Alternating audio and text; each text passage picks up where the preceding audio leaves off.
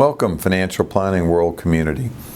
Dan Davis, President and co-founder of 80K Wealth Advisory Group and co-founder of Financial Planning World, talking today on industry trends, and our specific topic is working remotely.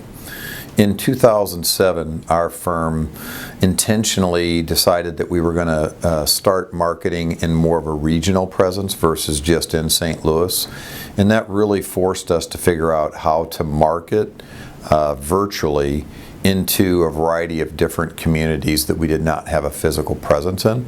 And then just the natural sequence of garnering new clients resulted in having to figure out how to conduct proper service review meetings with those clients. In 2017, I moved from St. Louis to Nashville. In doing that, the last piece of the puzzle for us came into being is that I had to figure out how to lead our team and properly function with our team without being with them every day. So in the context of what we're talking about today, it's working remotely from a marketing standpoint, client service, and then in making sure your team is high functioning.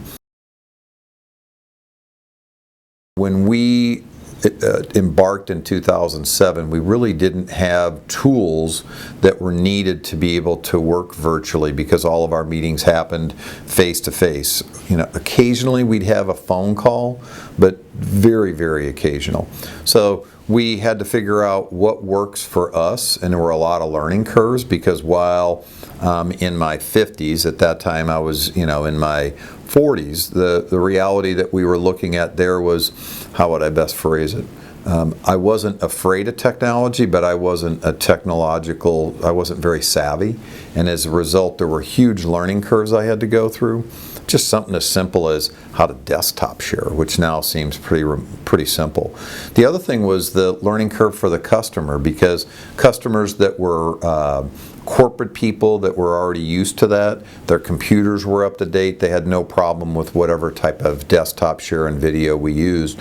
But clients that were a little bit older, that had older computers, there could be times where it would be a 30-minute ordeal to get their computer set up to be able to function with some type of a desktop share, much less a video.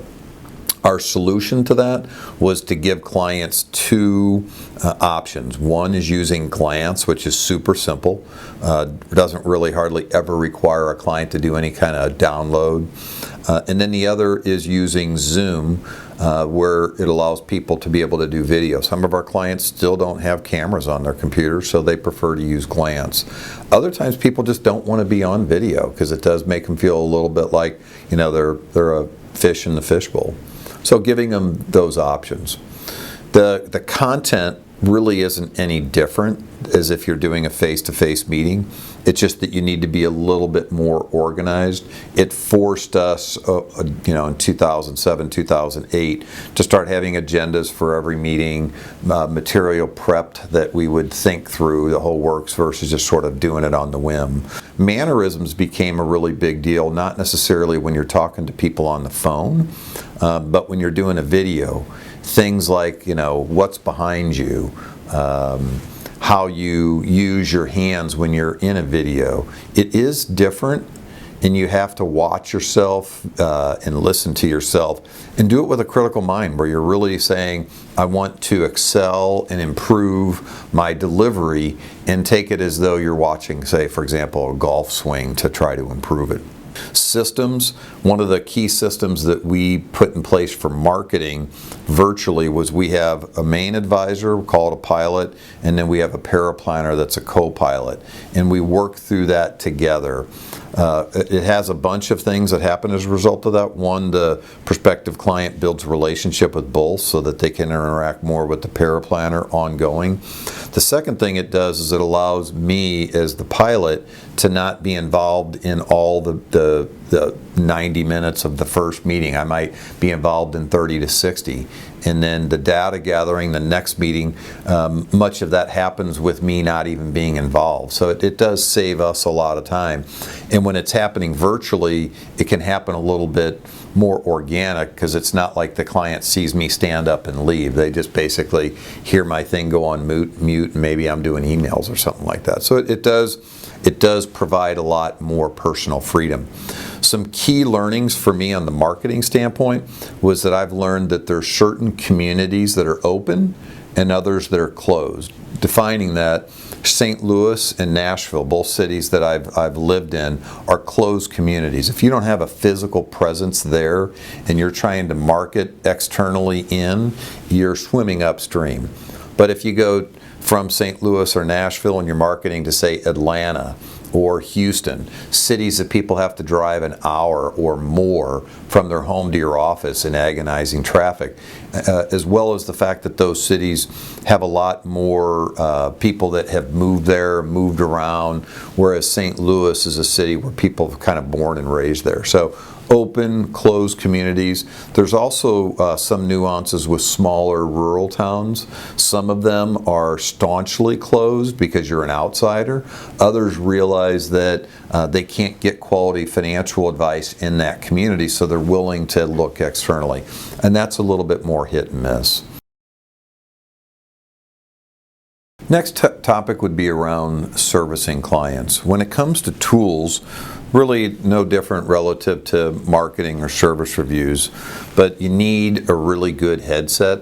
And when I think of really good, I think about how long the battery life is, as well as the sound quality. My experience is that these are more comfortable, the smaller ones that come right out of here. But there's times where I get an echo. I don't hear it, but the customer does. I don't know what causes that because it's not all the time.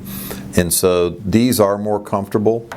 This over here lasts a lot longer, both in battery life as well as, this one right here I've had for a couple of years. These last me probably 3 to 6 months before the sound quality starts to go bad.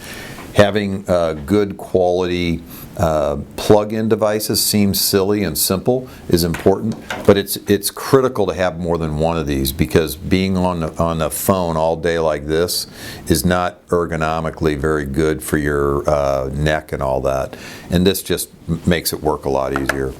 And then it goes without saying, having a good quality phone, whether or not it's an Apple or an Android, that's a whole nother conversation. But the headsets have to sync up really well with this. I had some of those white, cool looking Apple products, and they just didn't sync up with my Droid at all. So as I said, tools aren't really that different for marketing versus service. Content's the same thing that we do if we're having a face-to-face meeting as if we're doing it remotely.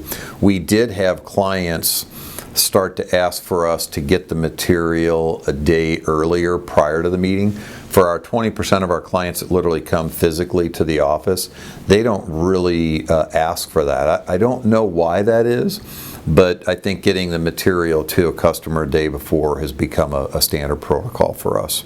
Systems, when we do client service meetings, we're just one advisor. There's typically not two of us in those meetings like we do at the marketing. And a key learning for me, which having grown up and lived in a closed community all my life, I didn't really believe that there was such thing as open communities, that you could market into there and not have a physical office there.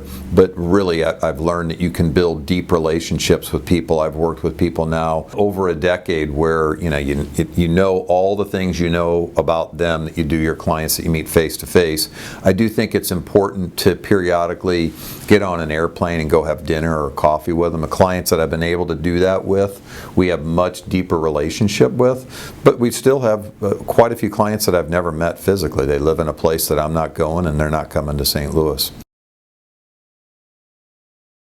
When it comes to the team, the key learning for me that I had was I used to get up and walk around the office, and it was sort of impromptu. And then there would be just times where I would go have a cup of coffee or go have lunch or go have a drink with someone on the team. That doesn't really happen anymore. Some of it's because all of us are at ages where going to have a drink after work just isn't practical. But then the fact that I live in Nashville. So I've had to become much more intentional in just the normal interactions throughout the day of using those as a way of making sure the relationship stays where it needs to. In the last few years of working remotely, the stuff that's happened with COVID-19 has had zero effect on my workday. It has had an impact on our team because many of them were accustomed to coming to the office. and now they've been forced into working remotely. I'll touch on that a little bit later, but it's brought working remotely has brought a lot of personal freedom to me. And then probably 2 or 3 years into marketing regionally, we realized that we couldn't operate with having our IT support external. So we fired our IT firm and then brought a person in-house that had some skills in that, and we just spent a lot of time and money getting that person where they could be our in-house IT expert. Some challenges that we faced, some of which seem a little weird. We have dogs at the house, and there's just times where my wife calls it the brown Santa, UPS guy shows up and the dogs go berserk. That's really embarrassing. So what I've had to learn is when there's meetings that I'm going to have, I have to let her know, or I have to literally physically put the dogs in their crates. And there's times where I'll do a meeting with a client I've worked with for 30 years, and they have dogs, and then I don't even really worry about it. A key thing for me in the first 2 decades of my work career, I was very intentional about having work at office and not bringing work home. And when you work remotely out of your house, work is always there. So you have to figure out that balance. There's distractions as a result of it. Some of them at 54, I like some of those distractions where I can come down, have lunch with my wife, sit out on our back porch, look at the beautiful flowers, listen to the birds, and then go back to work. But other times it's a distraction when she has a furniture guy show up and she needs me to help her move a couch or something like that. So there's that kind of combination of compromise that has to happen. I've also seen where there were certain people within our team that really did not want to work remotely. They wanted to work in the office. And one of them has an hour commute, and I used to communicate to him, hey, if we don't have meetings with clients that are coming to the office, work from home at times. And he's been forced to do that, and the comment that he made to me is he'll do more and more of that, because it saves them 2 hours each day of driving. Which kind of brings me to a final point, and that is what does this mean to the future?